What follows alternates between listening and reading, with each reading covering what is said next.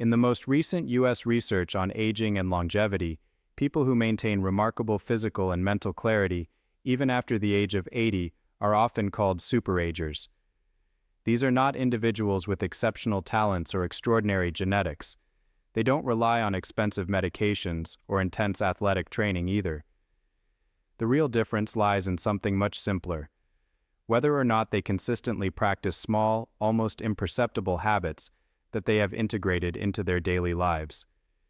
Today I'm going to share 6 habits that people between 75 and 85 who stay physically and mentally young practice naturally. These habits allow them to continue living life on their own terms. I believe that if you're watching this video, it's because you care deeply about your health and are always looking to learn. If at least one of the 6 habits I'm about to share makes you think, "I already do that," then you can feel confident. That is clear evidence that you already possess the qualities of a superager, and that is truly impressive. If you're not doing them yet, that's okay. Simply becoming aware of them can start changing your life from tomorrow. Imagine that in 10 years people tell you that you haven't changed at all. For that future, take a moment right now, relax, maybe enjoy a hot cup of tea, and stay with me until the end. On this channel, we share practical advice and useful ideas designed to help people over 70 improve their health and daily lives. To not miss any future updates, make sure to subscribe right now. Let's begin with the first habit. This is something that energetic, youthful people over 75 do almost without thinking. The first habit is very simple but incredibly powerful. They open the curtains as soon as they wake up and let natural sunlight reach their eyes and body immediately. You might be thinking, is that all? But take a moment and honestly reflect on your own mornings. After waking up, do you stay in bed letting your thoughts wander? Do you keep the blinds closed and spend the first hours in a dark room with little light? These small patterns are more common than we think. As we age, exposing ourselves to light first thing in the morning becomes more difficult, but at the same time it becomes far more important than most people realize.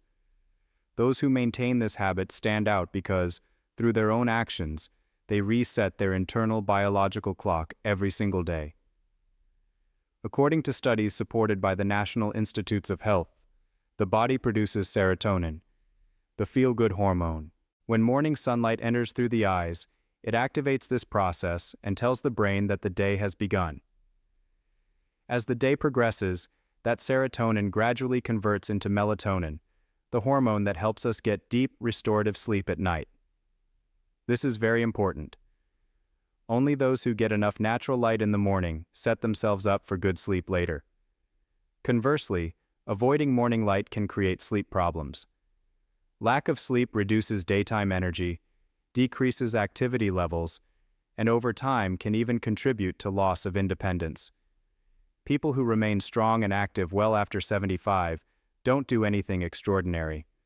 They simply maintain this rhythm every day without thinking. They wake up, open the curtains, and let the light in. That small action sends a powerful signal to the brain that it's time to start moving and participating in the day. If you already wake up at a regular time and let morning light in, that is something you can truly be proud of. You are managing your sleep and emotional balance without needing medication. It may seem simple, but it reflects a high level of self-awareness and self-control. It doesn't matter if the sky is cloudy or it's raining. Just being near a window is enough to activate this process. Tomorrow morning when you wake up, try it. Open your eyes and let the light in first. From that moment, your body begins to reset, and that's where your real journey to staying young begins. Now let's move on to the second habit. People who stay healthy and vital well into their 70s and 80s tend to start their morning not with cold water, but with lukewarm water at a temperature close to body temperature. It may seem like an insignificant choice, but it reveals something deeper about how they listen to their bodies. When you wake up, what's the first thing you drink? A strong cup of coffee or a glass of cold water from the refrigerator?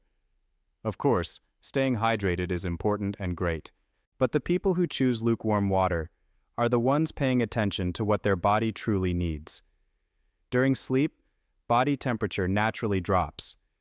As we age, Especially in our 70s and 80s, muscle mass decreases, and the body becomes less efficient at generating heat. If you suddenly introduce cold water to that system, the internal organs tense up, slow down, and function less efficiently. Think of it this way.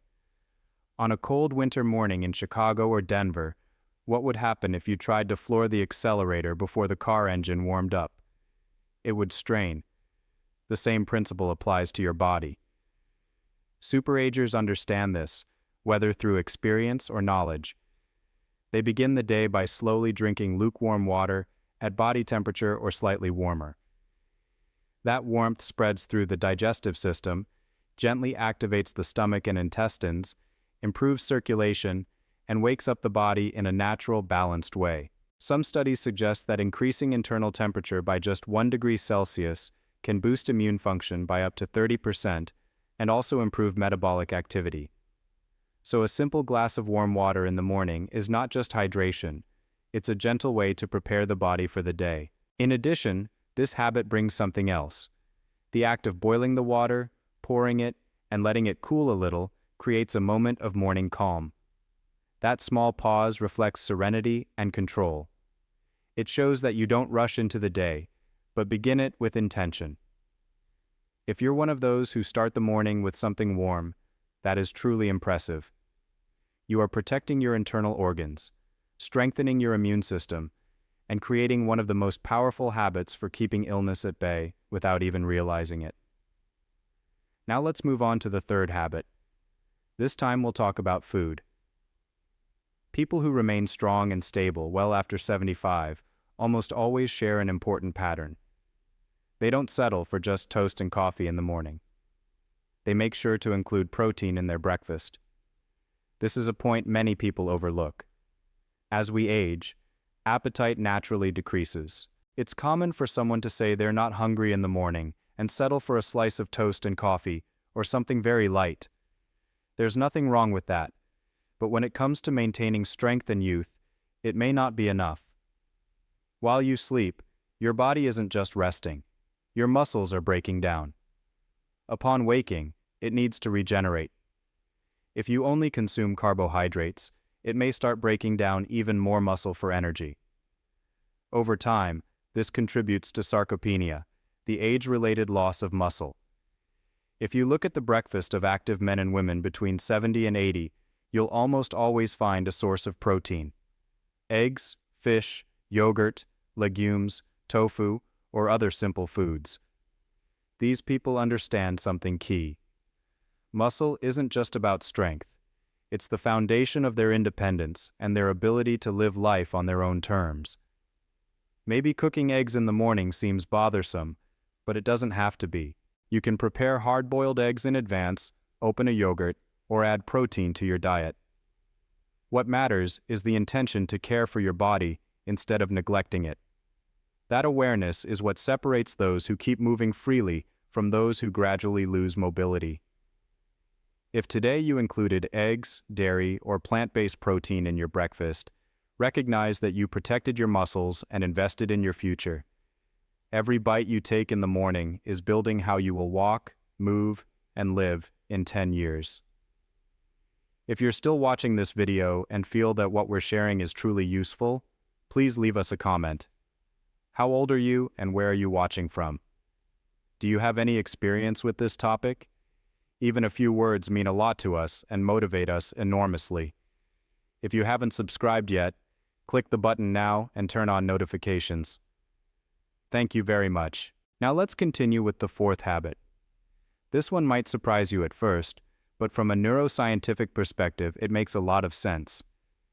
People who stay mentally sharp tend to do something very simple before picking up the newspaper or turning on the television. They use their fingers. You might wonder if this means playing the piano or something complicated. Not at all. It can be something very ordinary. Carefully buttoning a shirt, tying shoelaces, opening a bottle, watering plants. These are small actions that are already part of daily life. At first glance, they seem insignificant, but as we reach our 70s and 80s, these fine finger movements often become more difficult. It's tempting to choose comfort. Slip-on shoes, elastic waist pants. However, that's where the key lies. In the brain, there is the Penfield map, which shows how different parts of the body connect to it. The hands and fingers occupy one of the largest areas. Moving the fingers stimulates a wide brain region and increases blood flow almost immediately. It is literally brain training. Research from the National Institutes of Health has shown that maintaining fine motor skills is closely linked to cognitive health. People who keep a young mind perform these small actions with care and attention. They don't rush. They use those moments to stay connected to their body. If you still dress, cook, or perform small tasks with your fingers, appreciate that. Your hands are not just tools. They are directly connected to your brain. Every time you use them, you strengthen that connection. The fifth habit is one of the most important for protecting your life. People who stay strong and resilient make sure to use their voice every morning. They talk to someone if they can, or even talk out loud to themselves. The important thing is to actively use the voice. In the United States, a serious risk for older adults is aspiration pneumonia, which occurs when swallowing ability weakens. That ability is closely linked to how often we use our voice. The throat muscles weaken very quickly when not used. It's common for someone who lives alone to go the whole day without speaking. But people who stay healthy do the opposite. They speak often. They greet the day with an energetic, "Good morning," talk to their pet, respond to the television, pray, hum, or sing. These actions strengthen the throat muscles, maintain swallowing ability, and reduce the risk of serious illness. In addition, using the voice helps you breathe more deeply, releases stress, and brings calm. If every day you greet someone or read something out loud, you are already building a powerful defense for your health. Your voice is more than sound. It is a reflection of your life force. Let it be heard in your home. And now we come to the sixth and final habit. This may be the most important of all. It has less to do with the body and more with the mind and spirit. People between 75 and 85 who still have a sparkle in their eyes almost always share this behavior. They decide on something small to look forward to every morning. It doesn't have to be big, but it must be intentional. As we age, days can start to feel the same. When there's nothing special planned, the brain reduces its activity. Superagers do the opposite. They place a signal of anticipation in their day. It can be walking to the bakery, watching the next episode of a series, calling a friend, or doing a bit of gardening. What matters is the decision and the small excitement it generates. That anticipation releases dopamine, the reward chemical, which maintains motivation and cognitive vitality. If you're someone who writes down plans or checks your calendar in the morning, value that. It means you are actively participating in your own life. So, what did you think? As you can see, none of these habits require special tools or much money. They are simple and practical. You don't need to adopt them all at once. If just one made you think, "I can try that," that is already more than enough. That is the seed for staying young. Life at 70 and 80 is not for wasting. It is for taking care of your body, bringing joy to your mind, and living every day with intention. You have spent many years on your family and others. Now these years are for you. Thank you very much for staying with me until the end. While you were listening, did any of these habits feel familiar? What are you thinking of trying tomorrow? Tell me in the comments. Your experience can inspire many others. If you found it useful, give the video a like, subscribe, and turn on notifications. I hope to see you again in the next video.